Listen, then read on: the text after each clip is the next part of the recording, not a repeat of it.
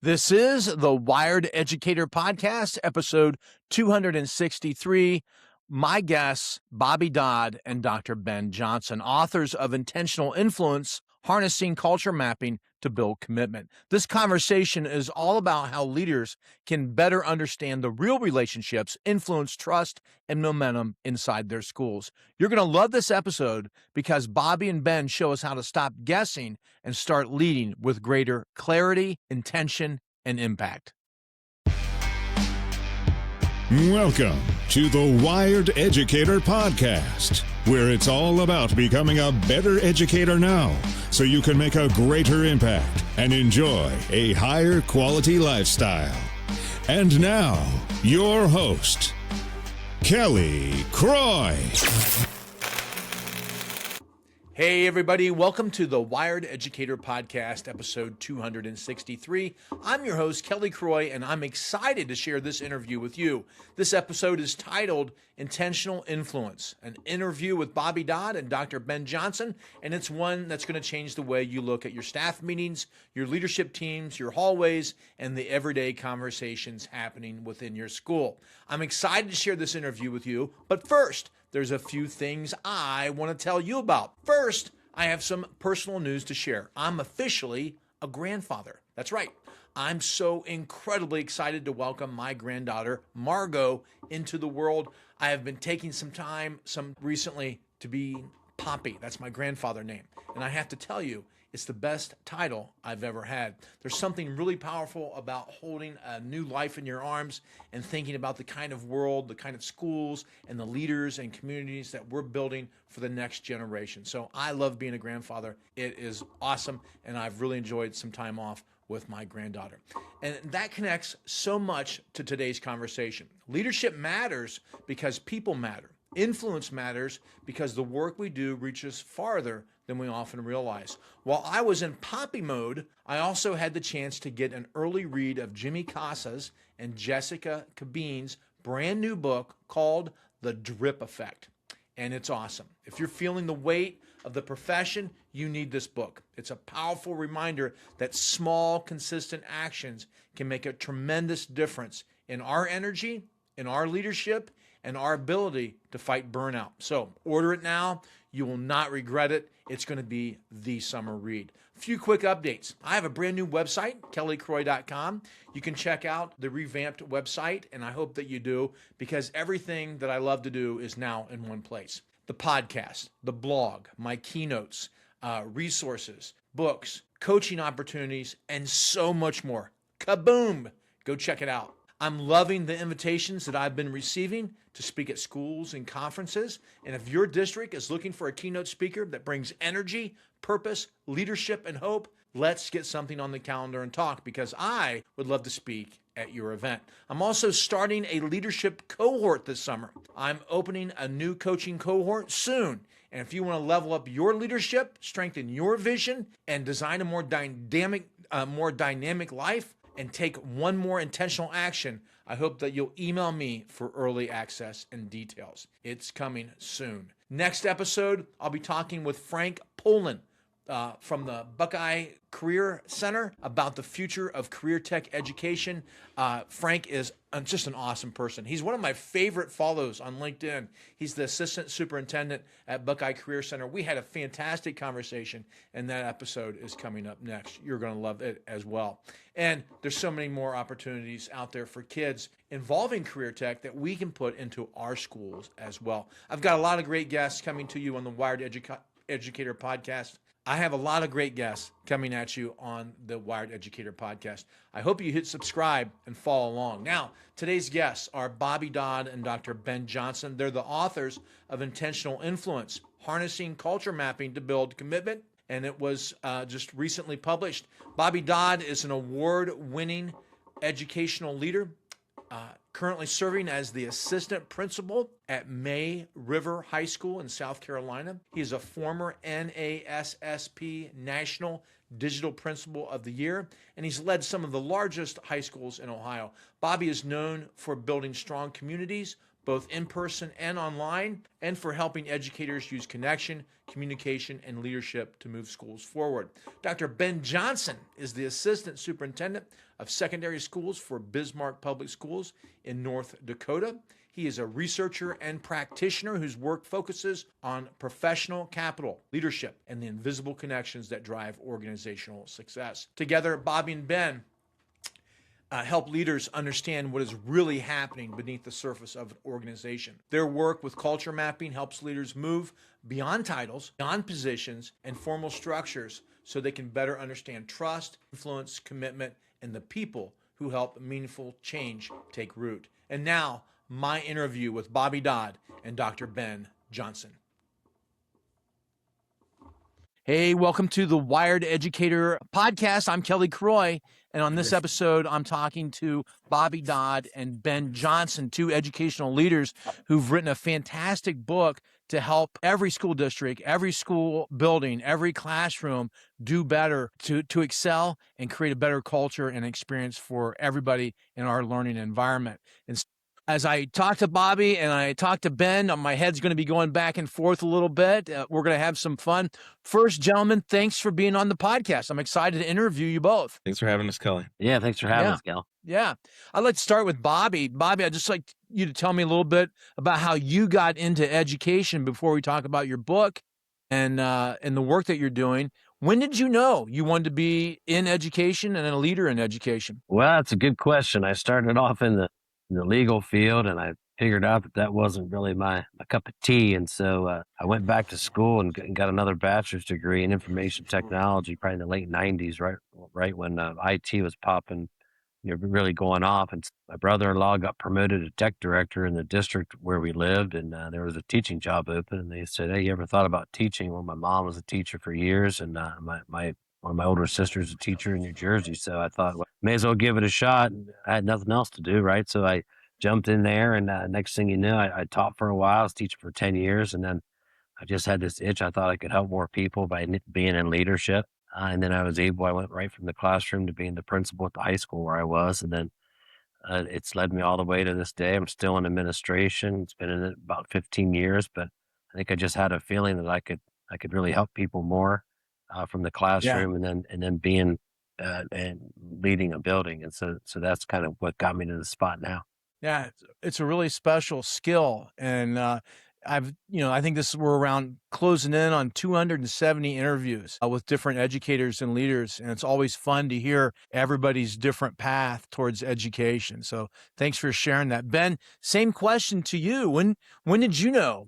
What was your start in education like? Yeah, so my family kind of upbringing was always valued a life of service, right? So choose a profession where you can have some good that betters the world around you a little bit too. So dad was a doctor turned psychiatrist, mom therapist, like that type of thing. Like, how can you do good? So probably human relations was something was going to happen there. And just had some different friend groups and saw the impact that I could have upon some younger people that were teammates, as well as just ran around in some clubs and church activity, and really was drawn to that aspect of how I could do that. Also struggled. I'm kind of a high functioning dyslexic, some ADHD, all that. So I had some of my own struggles, but also excelled uniquely, right? And so sometimes you kind of want to be your own savior, if you could go back and make a difference and do a little bit better. And so saw opportunities there. Went into education, was teaching, and I was a young teacher and probably idealist. And there were some, I'll say, disagreements in our young department, right? It was just trying to fill out. And long story short, we were arguing about AP European history counting as world studies, like graduation requirement. And I was like, basically, like, you're talking about our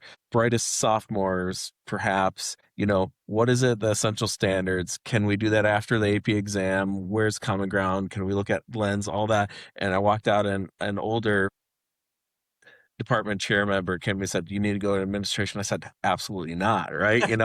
And he's like, "No, seriously, like, you got the relationship kids." And I was doing well in the classroom. He's like, "But that collegial aspect too, and that's about leading others and with, not just down to." And then was never going to go to the dark side central office, and here I am in central office, but really have that teaching and learning. Then the second part I would say is I had 0 hour before school and first hour period. So I kind of had two first periods of the day. Oh, wow. And I had a lot of kids talk about how they came to school excited to learn. I was just trying to have not a good time, but like enjoy it and be in the moment with the kids. Yeah. And that really life-giving aspect just trickled in there. Then away it goes, and did my doctorate and all that stuff at PA principal, and now in central office here for the last 12 years. Wonderful. Thank you both for sharing that. Great journeys and a great impact. We're here today to talk about your book, Intentional Influence. I want to make sure I get the subtitle correct because I'm really going to lean into this subtitle. Intentional Influence, Harnessing Cultural Mapping to build community. Is that right? Commitment. All right. And so our district has worked a great deal on culture, but the idea of cultural mapping, which you both told me you employ this in the districts that you work at now, fascinates me. So I can't wait to have this conversation and find out what that is, how we can learn more, and how we can apply it. But first, I kind of want our listeners to get an idea of where we're listening to. I interviewed a superintendent a couple of weeks ago from Orange County, California. He governs over 1,000 students. That blew me away, okay? Ben, you shared with me you're in North Dakota. I don't know anything about North Dakota. I think there's elk in North Dakota. Is that right? Are there elk in North Dakota? Yeah, there's some, right? Yeah. Okay. Yeah. And A lot of good Bobby, pheasants. I dog hunt too, so I got hunting okay. dogs. All right, wonderful. Bobby, you were in Ohio. I was. Now I'm in Hilton Head Island, South Carolina. South Carolina. All right. Yep. Excellent. So I like our listeners to get kind of a feel that we have a global aspect to it. We're covering a lot of states right now. And so what we're going to talk about today doesn't matter where you're at, doesn't matter what your job is. We can apply this as a teacher, as a school leader, whatever our role is. Is that fair enough to say? Yeah, we absolutely believe that. All right. You guys were joking around. You got a brotherly look going on.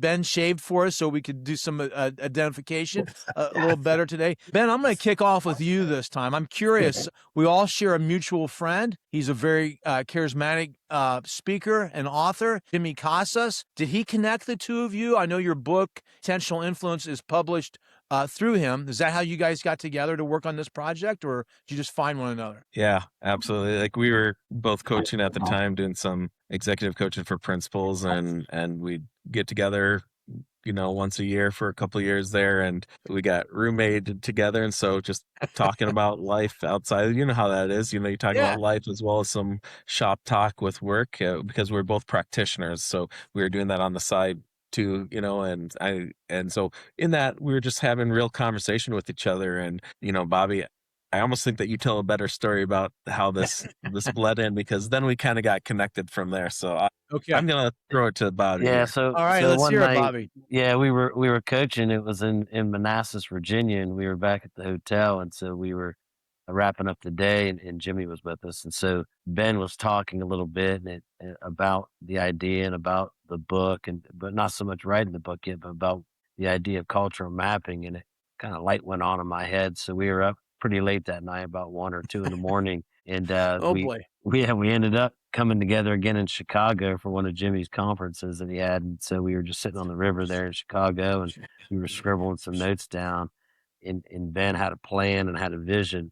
And then I took that and just started using it in school before the book was even written, just as ideas. And I saw things just come to life. I saw cultural mapping really just start benefiting me, benefiting staff, benefiting kids. And so that's kind of how our relationship deepened from there. Yeah, that is cool. I do believe every educator, regardless of their role, has a lesson to share from the stage and in a book. I really do, because we all live such extraordinary lives and have such extraordinary impact, but few can land the plane, and I think that's awesome that you guys had a great idea. You were able to publish a book, and now it's helping people all around the world. I'm trying to co-author a book, and that person's really close to me, and it's so hard. I'm curious how you divided up the work. I hope you also share a little bit about that, because I find the challenge of co-authoring to be really intense. But you got me. You both used the phrase cultural mapping. That's part of the subtitle of your book. What is it, and how can I use it? Yeah, so I'm going to tell you, Kelly, I think for every organization is a lie, right? And you could say that same if it's in athletics or in your classroom. We think it's this pretty Christmas tree that has this nice hierarchy. And the reality is I'm a very visual person, and I see it almost like that chemistry. at them, like it's bonded together, it's complex, and there's different lines, connections there. And so basically, when you're trying to think about influencing what's really shaping your culture behind the scenes, it's influence, not authority, moving people. And so we need to be thinking about, so who is it? Who has that influence? Is it department chairs or grade level representatives that have more of that formal authority? Is it the person that kind of, holds court in their classroom during lunchtime, or the head football coach, or in the business world, there's people that we know, when Jim speaks, people listen. When Alicia pipes up, people quiet down and want to cue in, right? So we know people have that more informal, might not be by position, but their word matters. And then there's just others that are there, right? But it's also then the relational connections. Some people don't realize, oh man, those two guys in that accounting firm, or the science department and the math department, they actually were roommates back in college and played football together. Like, there's this invisible connection that, when taken together, using that idea of it, becomes professional capital. And trust and connection is a currency that we can harness and utilize to build that commitment towards where we want. So where are they? Are they committed? Are they nearly committed? Are they compliant? Are they disengaged? Or are they a resistor? And again, one thing that we talk about a few times is being careful. I think especially with like teachers and students can be weary of, you're labeling me. And it might be a little bit of a pivot, but we talk about just categorizing based upon the evidence that we have. Mhm. This is the evidence that I have where you are, because I want to meet you where you are and figure out what's your origin story. How can I get you back on track? If you're there, how can I invest in you and build capacity so you can feel empowered to be able to contribute more? So once you have the map, then you're able to kind of start figuring out, where can I wisely spend my time and energy to build capacity of others that has this cascading effect and ripples throughout your organization. That's fascinating. I'm leaning in all the way. My nose is almost on the screen because I want to know more. Bobby, I want you to kind of pick up where Ben left off, but I'm going to warn you, Ben, like, I want to come back and I want to hear how you determine that. Like, how do you know what a person is? Because I might tell you I'm a something and you're like, no, you're not. Bobby? Yeah, so kind of following up what Ben said, it really, he talks about the term professional capital, and it's really built on relationships. And so people ask us, especially when we're coaching, and that's how Ben really came up with the original idea. It's like, sometimes these leaders in any organization, whether it's education or in a different profession, they don't know where to start, right? So they're going to see resistors. They're going to say, oh, there's fires to put out. But we start with relationships. And so we talk about all the time, people ask us, maybe that'll be a question, like, where do I start? Like, I like it. I like the book, Where Do I Start? We always say, we'll sit down and get organized and start meeting with people that are in your organization, and have those meetings, and they don't have to be long, but make sure you're asking purposeful questions. Because as Ben said, like, you need to figure out who the influencers are. You need to figure out maybe who the resistors are. And you need to ask questions. You need to get to know people. So we talk about, sometimes people think, well, I'm a new administrator. I can only do this if I was at a place 5 years. No, actually, it's better if you're new, because you're brand new and you're coming in, you don't know the culture, you don't know anything. And it's good to really start getting to know people, having those meetings, building those relationships. Then you can take the mapping from that point on. Gotcha. So when you're new, you may not have established an identity with everybody yet. You're building it, right? Yeah. Very good. Yeah. All right, Ben, I love the trust as currency. That is incredibly quotable. How do you determine where somebody is in one of these categories? You said you kind of like sort it out a little bit. Is that something you do? Is that something you work together? Is there self-discovery, or all of the above? Yeah. So at this point, how we've utilized this process is by either yourself as a leader, and ideally if you have an administrative team, or maybe it's some teacher leaders who come together with you. I did this, brought in a lead counselor, brought in, an AP and, instructional coach. It depends upon your setup, especially in the education context, right? If I'm just an elementary principal, I might want another set of eyes, because I think there's really good value in that. And so as we've coached through people with different teams, sometimes people like doing it themselves as a singular leader, but there's a richness to having a conversation. And again, we put it forward in the book too, like, here's look fors. So,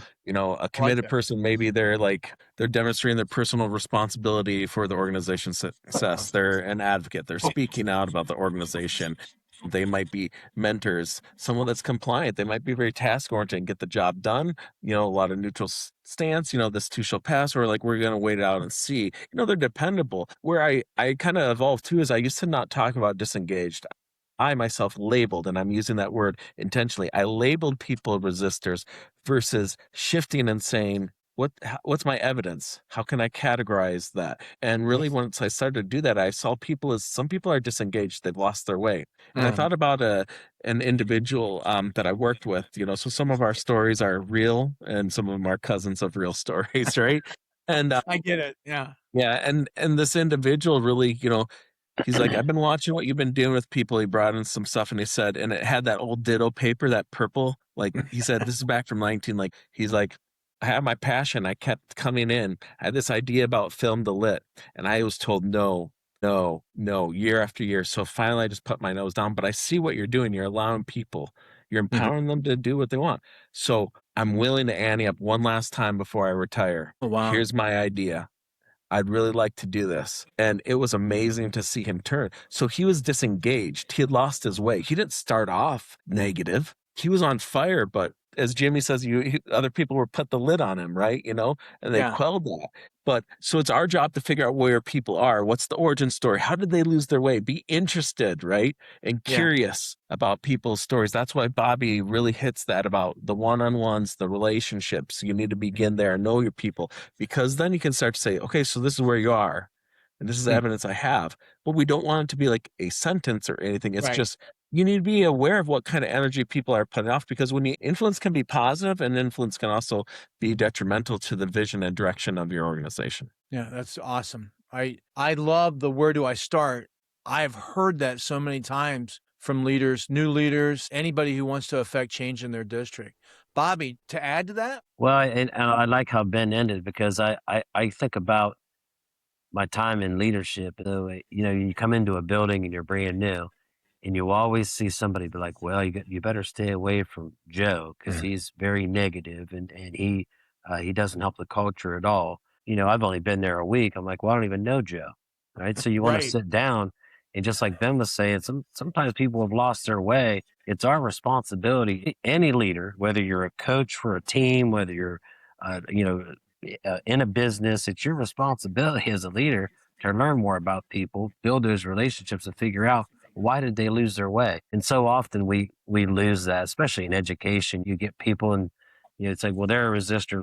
Let's not work with them. It's like Ben said, like, no, that's how we're going to change things. That's how we're going to move someone from one spot, from point A to point B. And that's how you build a stronger culture. So I really think about that in practice. It's kind of the opposite of what leadership, I think, for years, especially in education, has been. You want people say, well, this squeaky wheel gets the oil. Well, no, I'm just trying to learn why they've lost their way, and I'm trying to get them back to a spot where, like Jimmy always says, they weren't that way in the interview chair. I guarantee you, they didn't sit in their interview and say, oh, I was going to be angry all the time. I was going to come in miserable. They didn't start that way. So you got to, as a leader, your responsibility to find out, how do we get them back to that spot? And it's all about simple meetings and building relationships with them. Right.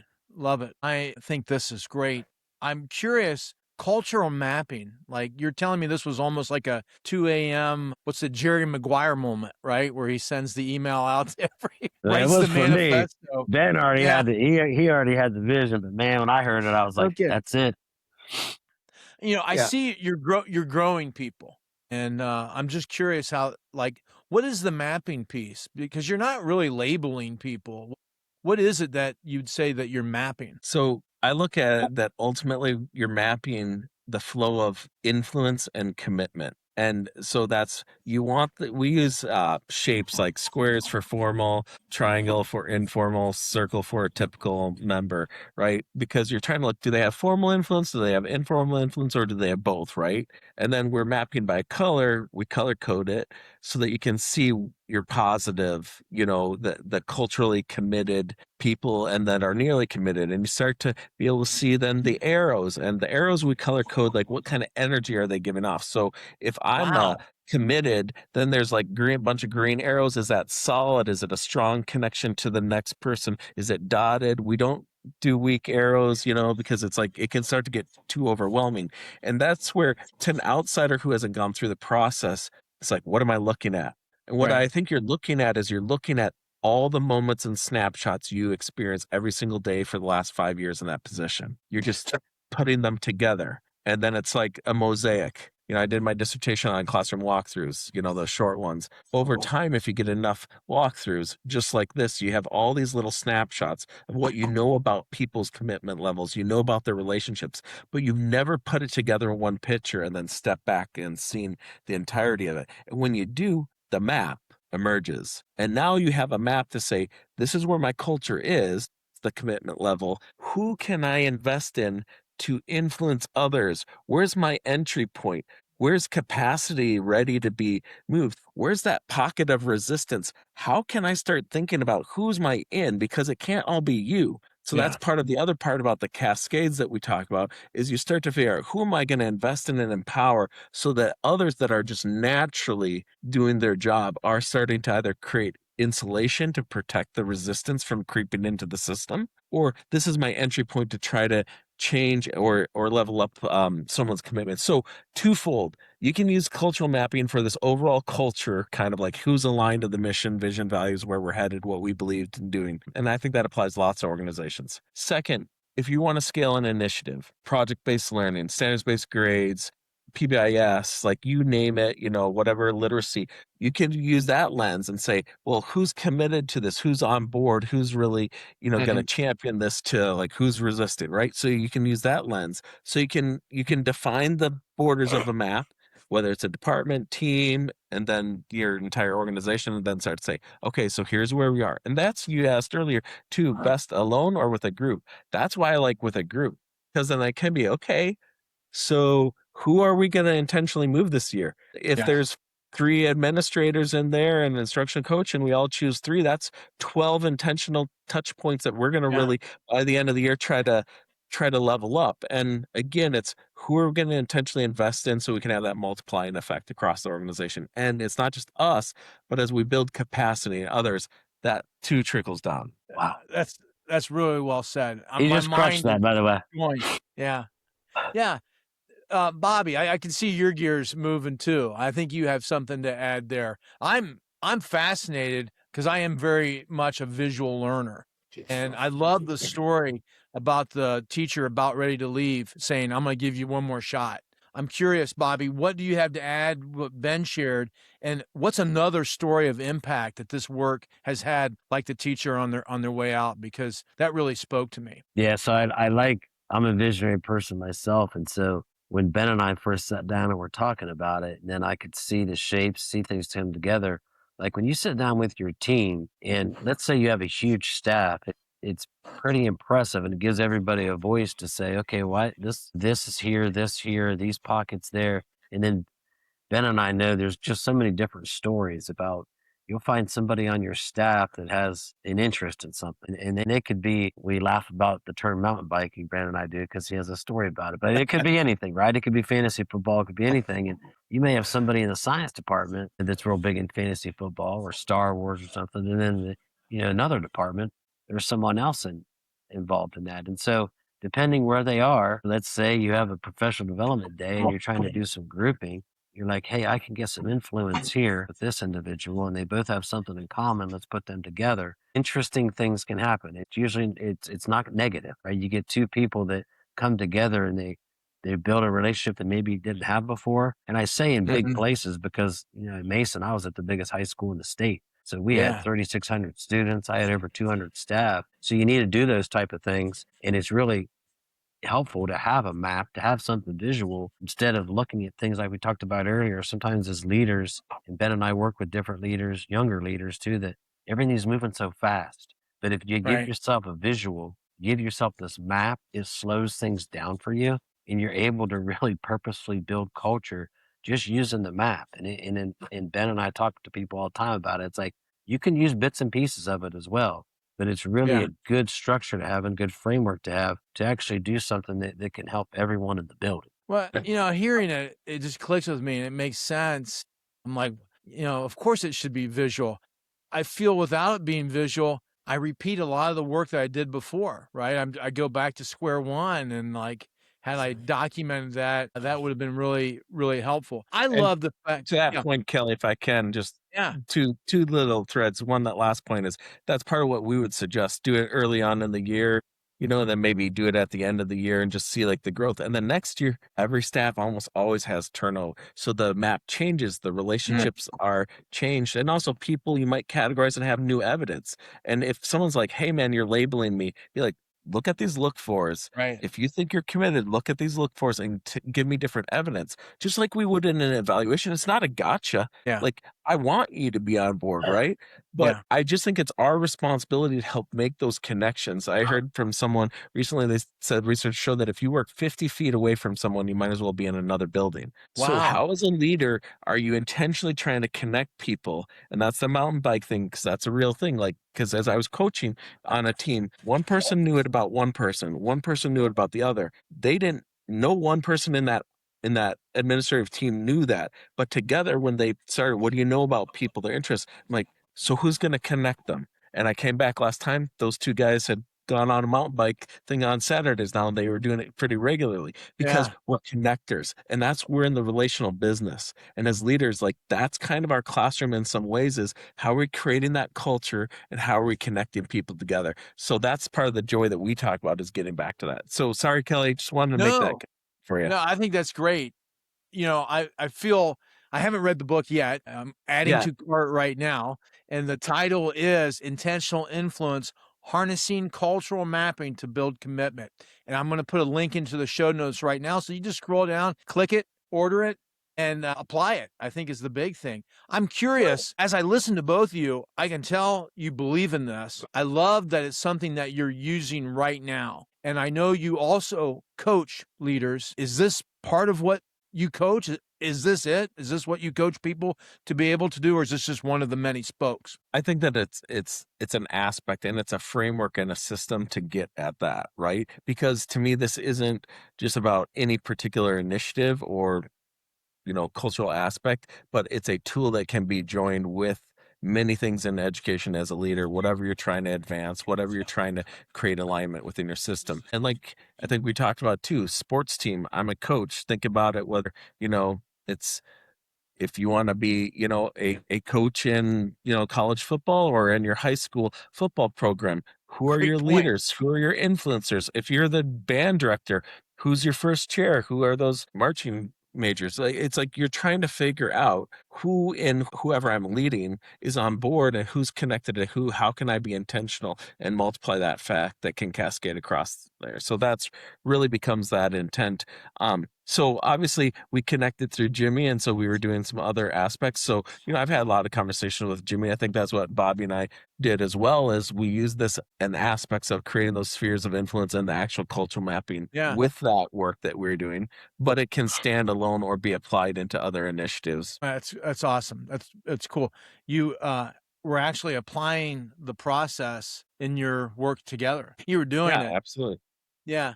Bobby, And I anything think it's to a add on? reflection of it's also a reflection of, like Bobby says, I was talking about, because I started trying to do that as I was a new AP and then I was a new principal. It's like I started to think that way, who's on board. But I think some of that just goes back to my own experiences, whether it's, some politics things of younger years or looking at, just how you learn to connect people in social groups, right? And so that's my psychology background that I taught. So it's like you can see that. And so I just transferred some of these bits and pieces to that, and it's been helpful and resonates with some people. Maybe not for everyone, but I think most people, when you start to look at it, you're like, okay, this could really help me start to like see, versus the in isolation, I'm seeing a bigger picture, and now I have a path forward versus feeling stuck. I feel a lot in my job. That's kind of one of my roles, is to help people see the bigger picture, because we tend to fall back to silos quite often, where we're comfortable. Bobby, I want you to have a chance to share, but I got to ask you, if I order the book, and am I going to be able to do this cultural mapping? And do I have to deeply change our school year calendar to apply it?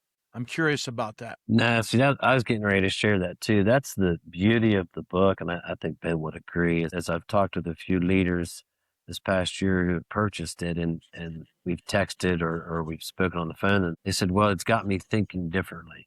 And Yes. I'm not saying you have to follow it every single step. I mean, you're going to read different pieces of it and say, I didn't think of things that way, or I'm going to change this and do this differently. And that's what we both like. I mean, even Ben and I, when we coach, we're not telling people like, you got to follow every step.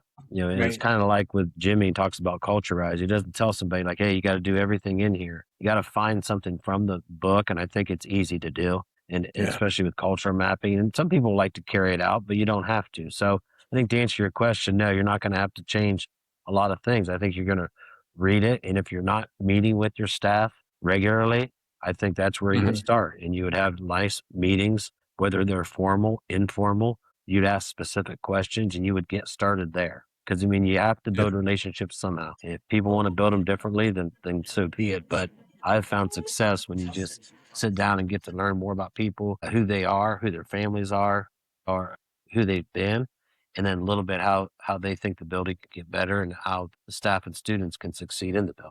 Yeah. Ben. Real quick, Kelly, just to add into that, our book's called Intentional Influence, and I think Bobby said it too. You can read the parts and what speaks and resonates. And so if you think about, we talk about the sphere of influence, of intentional influence, leading oneself. So as you read that, there's reflection and there's growth that can happen there. We talk about leading others, and there's work that you don't have to go through the cultural mapping process alone, but it's kind of this lead oneself, lead others individually. Then I kind of need to do this cultural mapping to figure out where are my people and use that to Right. lead teams intentionally and lead the organization, that outer circle with alignment. So that's where all that can be read, I think, and help speak to you about, hey, you can read just a chapter on leading teams and come away with some good reflection there. So you don't have to just do the cultural mapping. And I would even say parts of it, just even thinking about what's my look fors? What are your look fors in your organization? Yeah. Again, this is just a steal the wheel, make it your own. Like what resonates and what are you wanting to see? Yeah. So again, it's just an example there, not a like, this is Right. I gotcha. It's not a formula like you got to do A through Z and then wait 2 weeks and stir and yeah, I gotcha.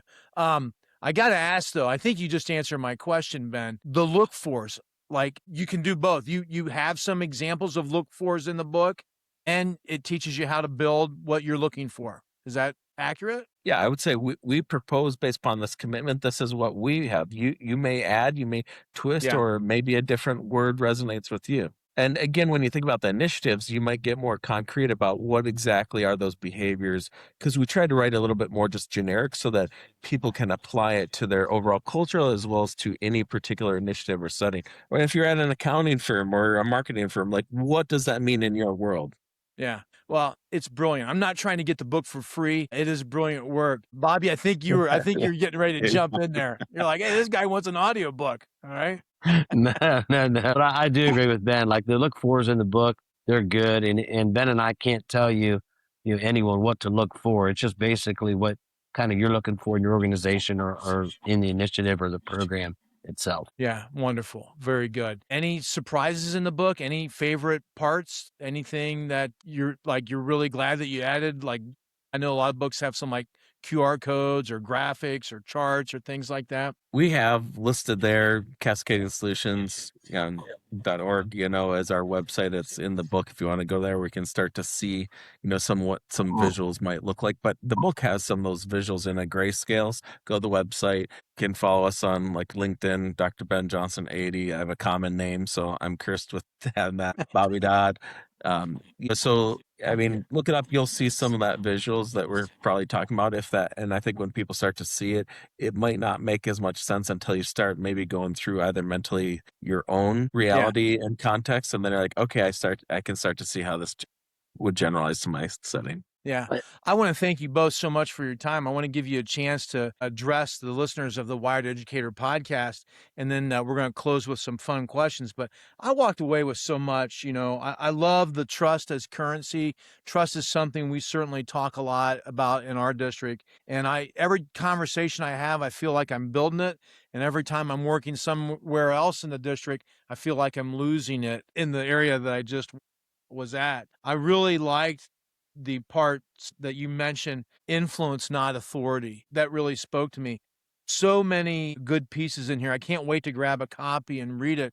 But Bobby, I want to go to you, and I want to give you a chance to have some final words about the book and your work, and maybe the same for Ben. What would you tell educators right now? Here we are.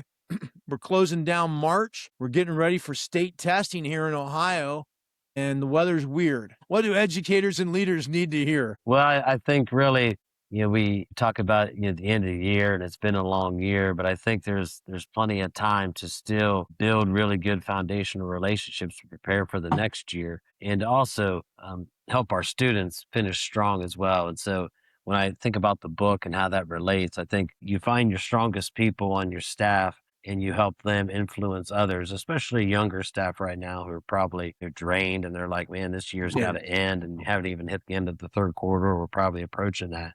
I think you look for your influencers to help, and you ask them to help reach out. And what they're really doing is coaching and helping build more influencers within your building.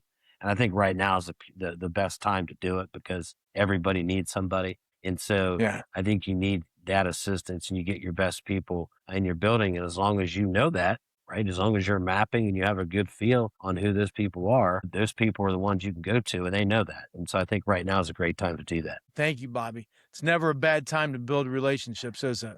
No. All right, Ben? I think, the reality is mid-year, it's heavy, right? There's the moment in time when whether or not the pace has slowed, the energy has, right?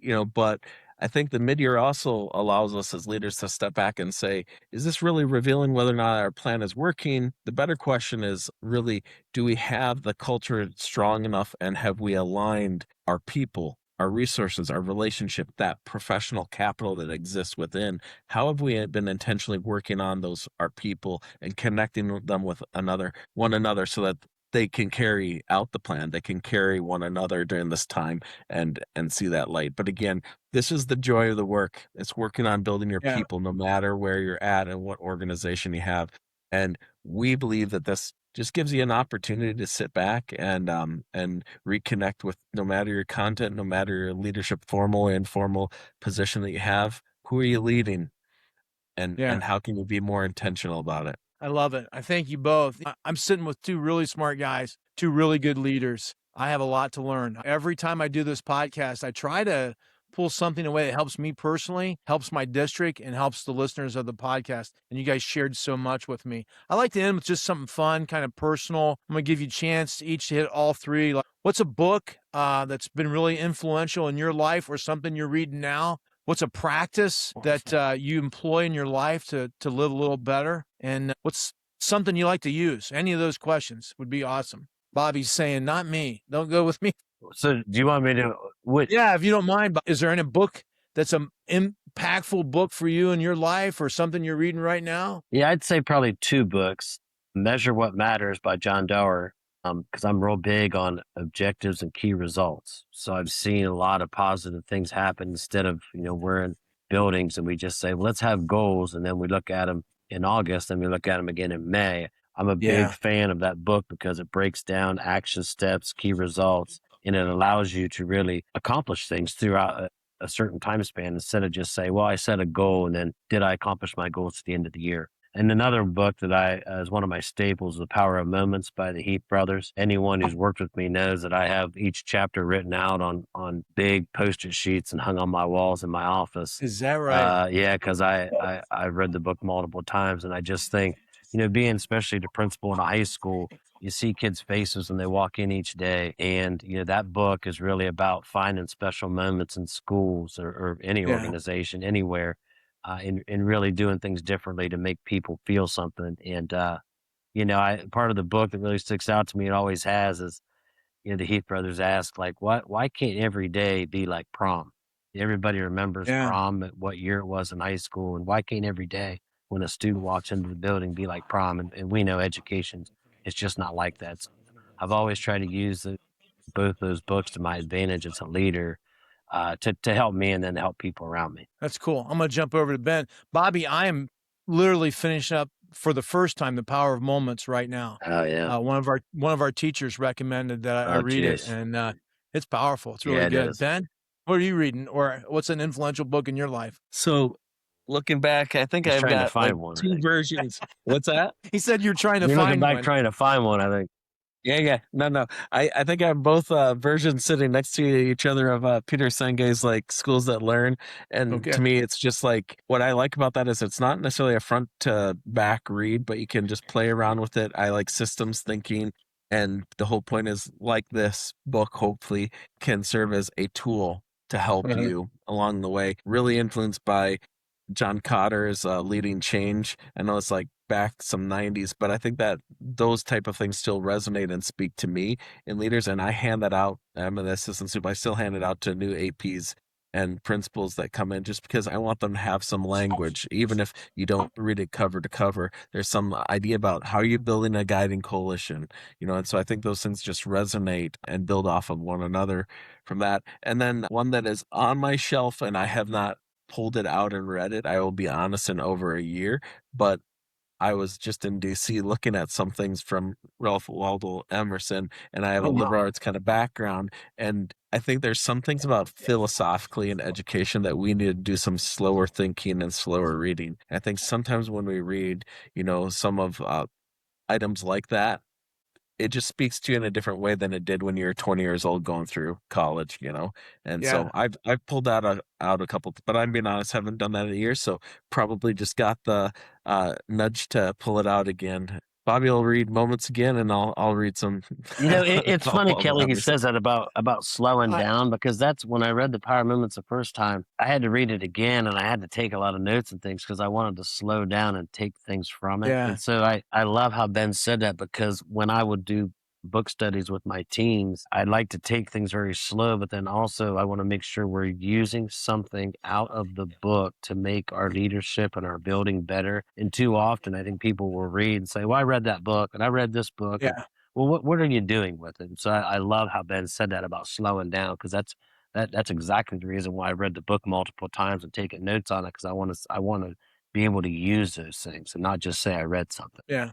Well, you guys look like two UFC fighters, and but you're brilliant. You're well read, and I love it. I've learned a ton. So I got some ordering of books to do.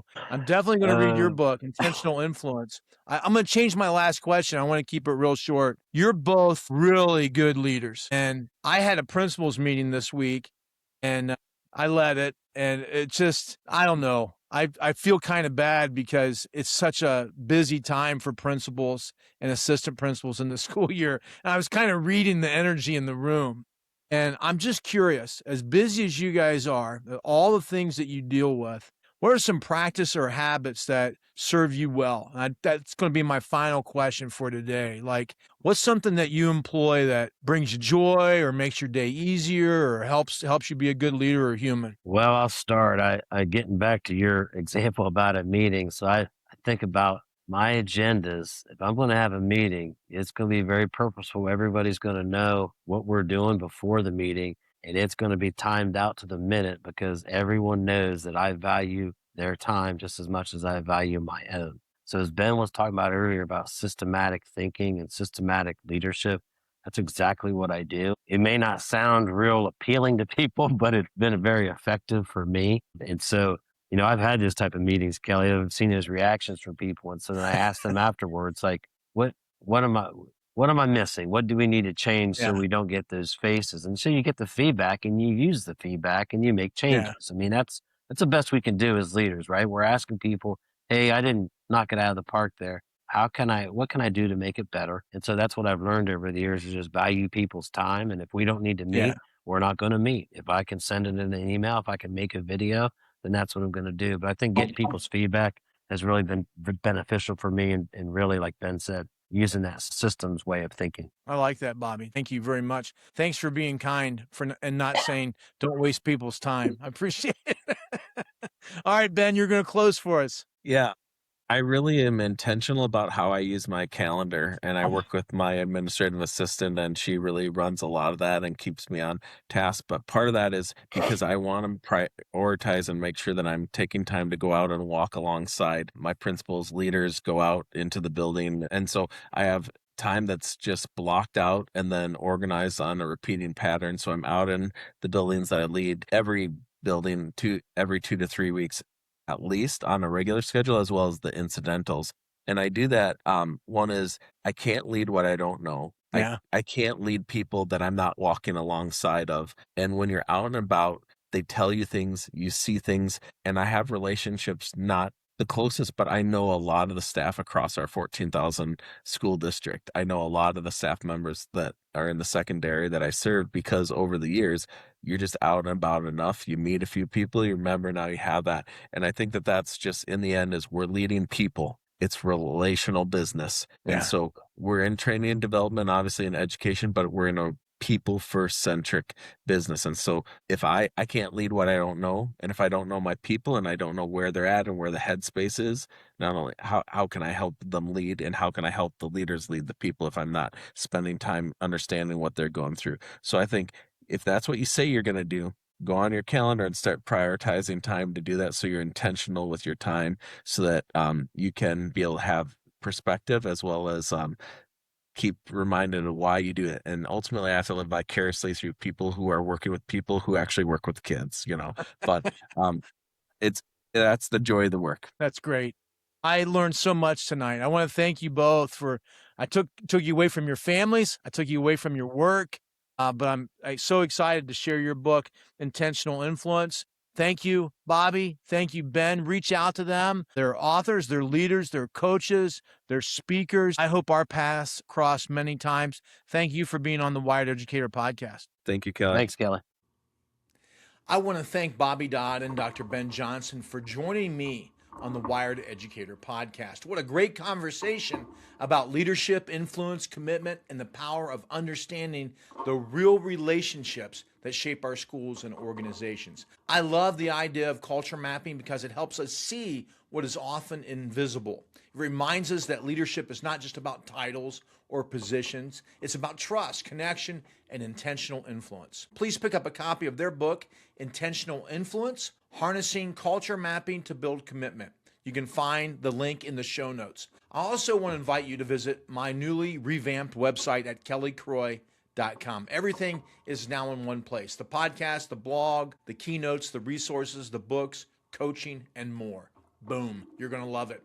If you are looking for a speaker for your district's opening day, or a special event, or a leadership retreat, or a conference, please reach out. I would love to help bring energy, purpose, and leadership and hope to your event. Take a look at the coaching cohort I am offering very soon. You can find out more information at my website. As always, you can reach me by email at kelly@kellycroy.com. Thank you for taking time out of your busy week to listen to the show and level up as an educator to make a difference in the lives of students.